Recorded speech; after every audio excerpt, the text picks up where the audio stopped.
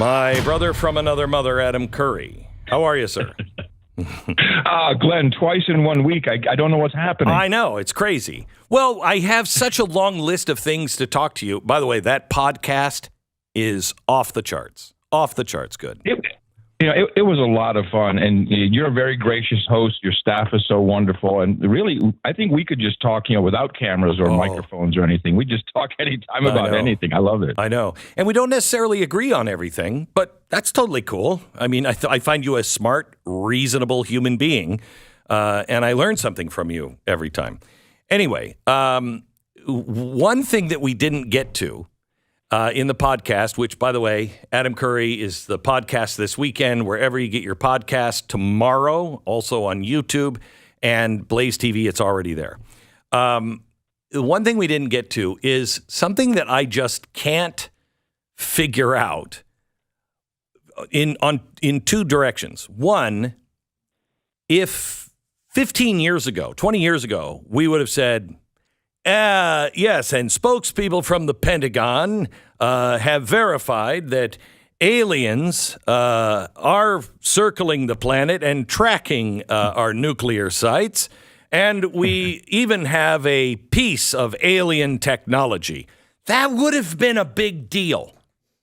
But now they're saying this, and nobody cares. And I don't know if you're just so focused on other things, if people don't believe it, if we should believe it. What's going on with the alien thing?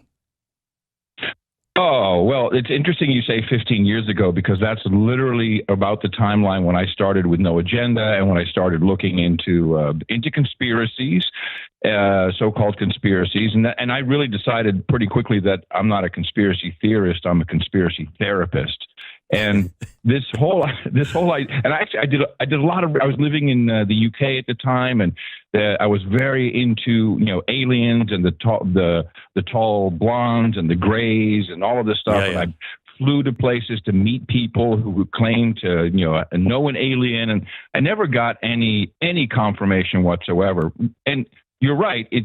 That's also, I think, because the media is so, everything is media now. It's not just, Walter Cronkite saying, hey, look, these pilots are saying that they've seen UFOs.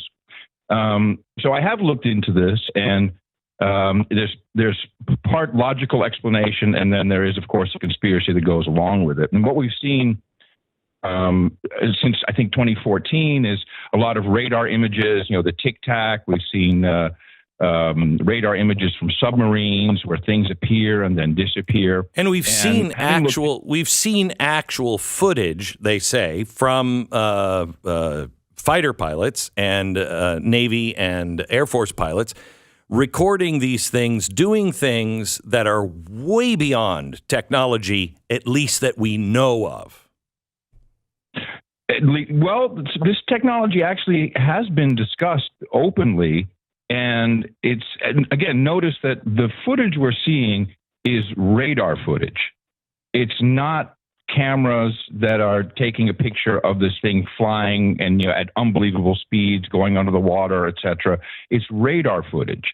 And it was a Harvard professor who in the 70s started talking about this. His name is Professor Robert Duncan.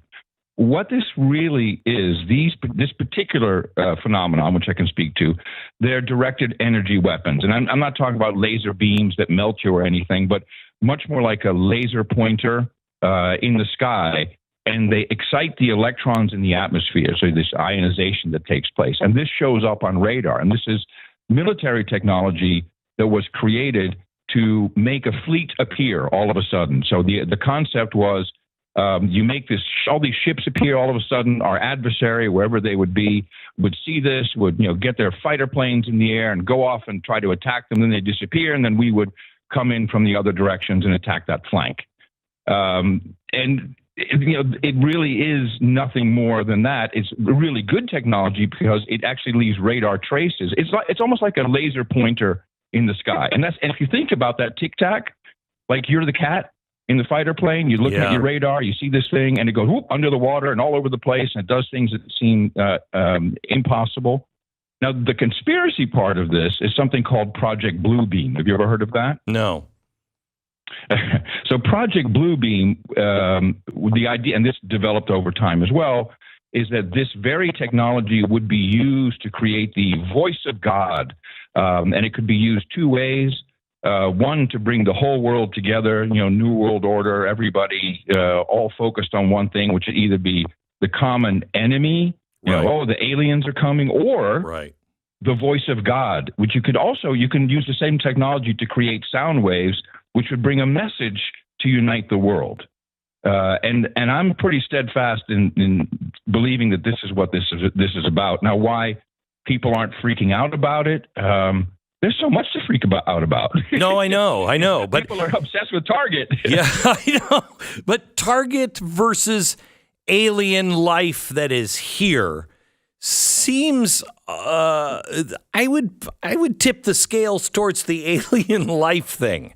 But I just can't figure it. I just can't figure it out. And why is the government making such a big deal? The Pentagon and the leaks, and then the officials coming out and saying what they are, Congress, and then no one picking it up. It just seems really odd. Yeah, I can. Speaking to the military and Congress, that to me would be the blue beam part of it, saying, hey, let's get everyone either A, very afraid, which is kind of the model, aliens, or let's unite everybody under one common voice of God, like Reagan, like get everyone together. Why people don't care about it? I mean, that literally just has to be because we're so used to fake everything. We're looking at screens all day that is not reality. We see imagery that is, created by, AI, call it Photoshop, AI, whatever you want. We see, we're so used to things that are just not real. I think we've become anesthetized against it. And like, whatever, we can handle that. Bring us aliens. Maybe people will be happy to see it.